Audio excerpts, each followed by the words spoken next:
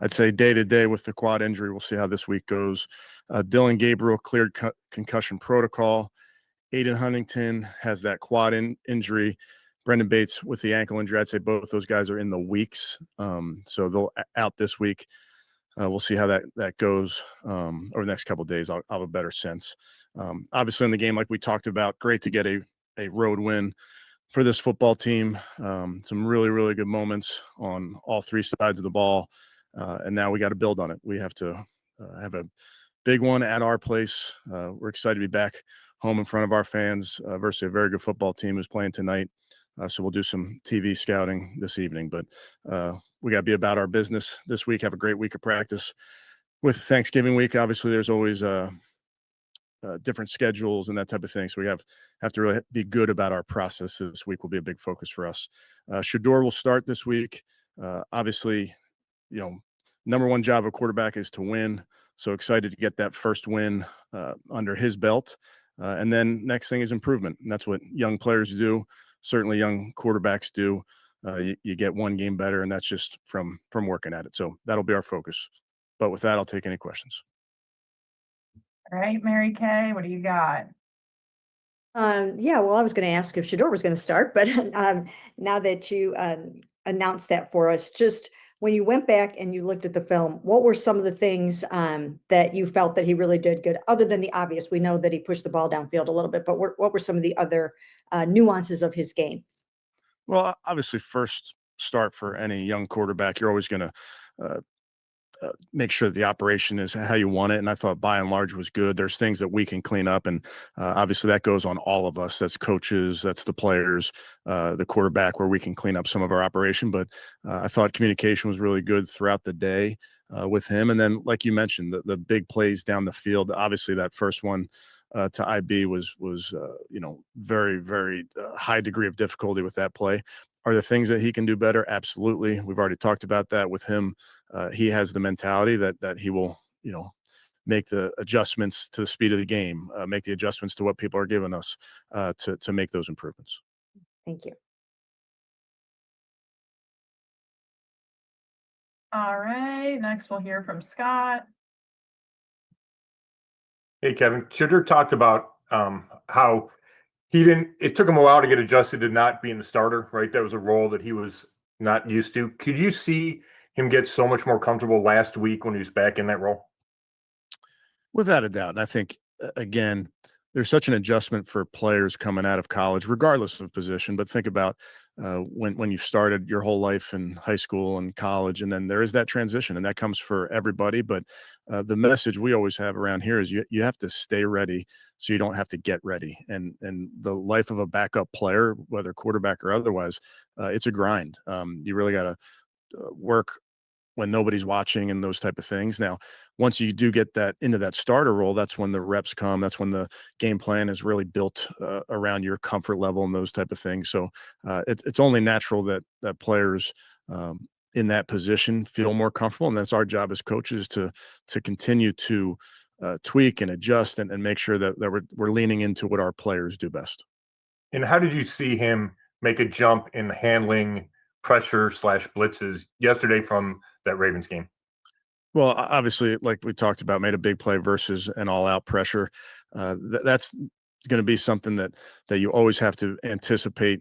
Defensive coordinators blitz young quarterbacks. It's just what they do, and we have to look at that as an opportunity, certainly in the pass game, to make big plays. So that's a focus for us moving forward.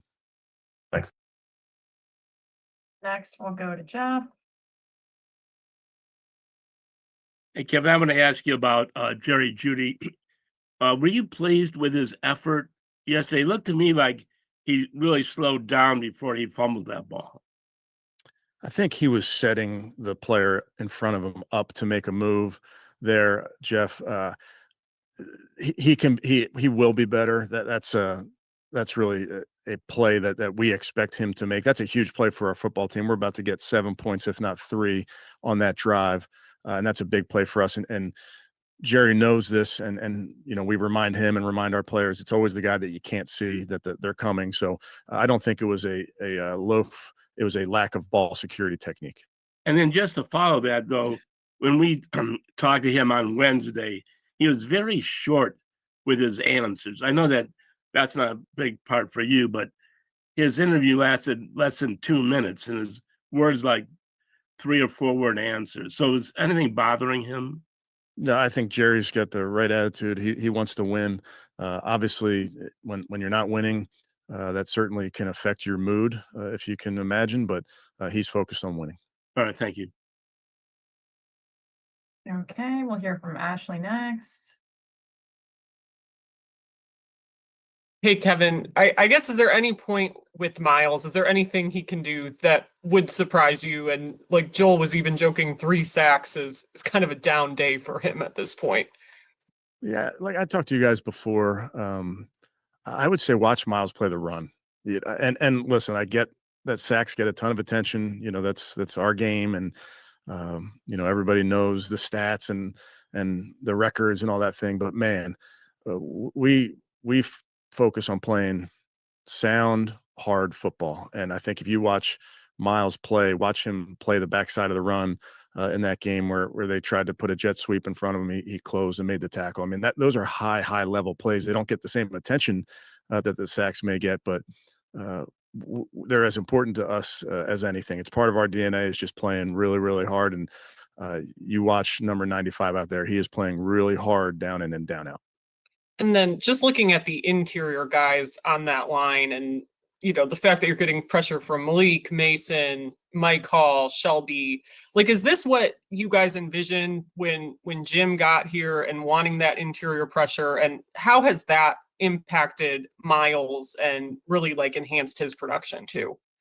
I think whether it's inside or outside or opposite Miles or 2 miles aside, I think the relentless nature of which these guys are playing is our DNA. That's how we play. So what you're seeing is our identity on display. And obviously, when you have a player like Miles, he's going to get a lot of attention.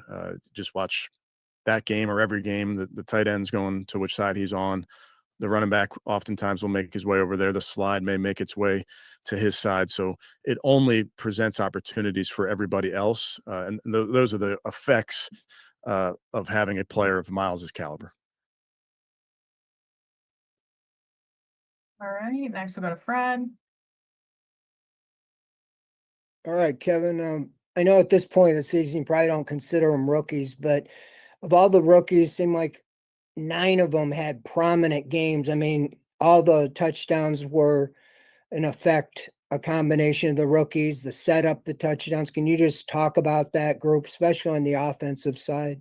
Sure. Like we've talked really all season long, Fred, that these are players that we're counting on. These are guys that we trust, and they're wired the right way. And that's the thing that I get to see on a everyday basis of how they approach their job, how they go to work, how they work on their craft, how they push each other. And then obviously to make plays on Sundays is a result of all that work. So it's fun for me as a coach to see the development of these young men with their coaches and how much work they're putting into it. And then to be able to see that work and see the fruits of the labor, so to speak, on Sunday is a testament to what these guys are doing in this building throughout this season. Thank you. Okay, next we'll hear from Cam. Hey, Kevin, I know you talked about Dylan Sampson and his day last night, but what have you seen from him? I know all of the rookies have kind of stood out, but Dylan Sampson feels like a guy that's kind of waited and worked for his opportunity. So, guys, it's no secret that SHEDEUR is now the starter. I feel like Kevin Stefanski was forced to name SHEDEUR the starter. I feel like this was a move that Jimmy Haslem set in place. I told y'all a week ago, when it comes to them damn ticket prices, we're going to see immediate change. And immediate change is what we got. It's about time. Hold your wrist up. Guys, I'm out of here. Peace out.